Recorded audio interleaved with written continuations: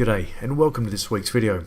This week, as promised from probably 3 or 4 weeks ago, I mentioned about Google's self-driverless car business, and I've been doing some research on it and thought it was well worth having a look at what some of these very big and highly intelligent businesses are doing, or the people within it.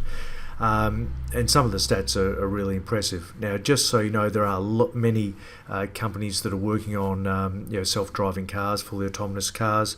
I've probably focused on Google's business, which is called Waymo, and so it's probably got a bent that way, but that's because from an investment point of view, I do believe Google is a very high quality business, and these are one of its projects that they hope in the future is obviously going to make the road safer. But I've got no doubt that when we're driving in a car that's run by Google software, it'll help us make decisions based on the advertising it gives us at the time.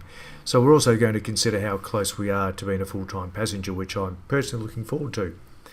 The picture here is the Google's Firefly. They built that from the ground up. It's a little concept car that was based around some of the golf cart laws over in America that it obviously drives at very low speeds, and it was one of the first things that they rolled out.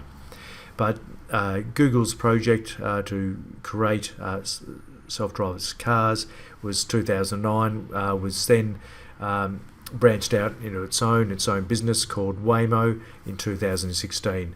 So their goal is to create the world's most experienced driver. So they do that by obviously running miles on the road, which I'll flick to here. So you can see here since 2009, physical miles driven are 5 million miles, and that's mostly around public streets, city streets. In simulation, in the virtual world, their last year, 2017, they drove 2.7 billion miles, which is the equivalent of 25,000 cars driving around the virtual computer world.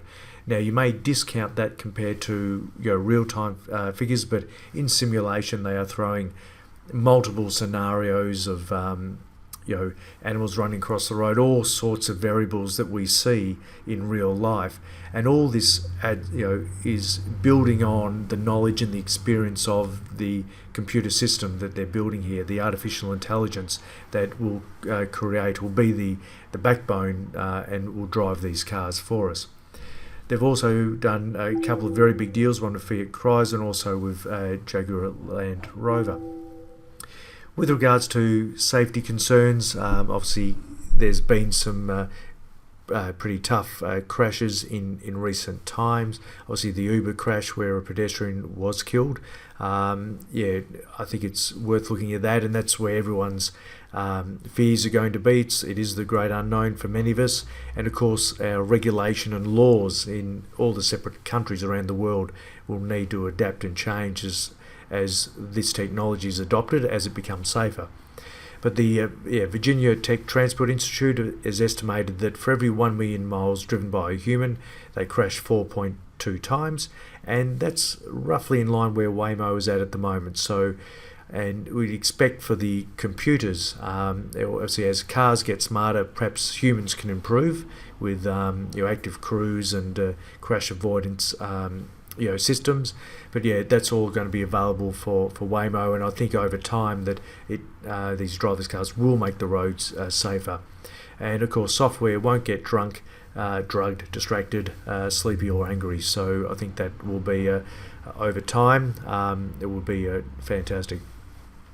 So last year, the current progress of these fully autonomous self-driving cars, obviously they launched in Phoenix last year. Phoenix, I believe, is obviously good roads, good weather, so obviously the sensors are working off what they can see, and if the weather is good and it's not rainy, it's not snowy, it's a good spot for it to do. These are all the things they've got to think about and prepare for.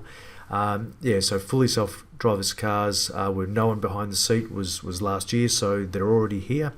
And obviously they've done a deal with Jaguar to build 20,000 I-Pace electric cars. And later this year, 2018, their ride-hailing business will kick off where a lot of these, the 20,000 Jag cars will be in business in 2020. When will we physically be able to buy one of these cars? Well, I think any time in the next probably 3 to 5 years, we should possibly have the opportunity to buy ourselves a fully self-driverless car. Personally, can't wait. It'll be great to relax in a car, but I imagine the first few trips we would take, it'd be very hard to relax.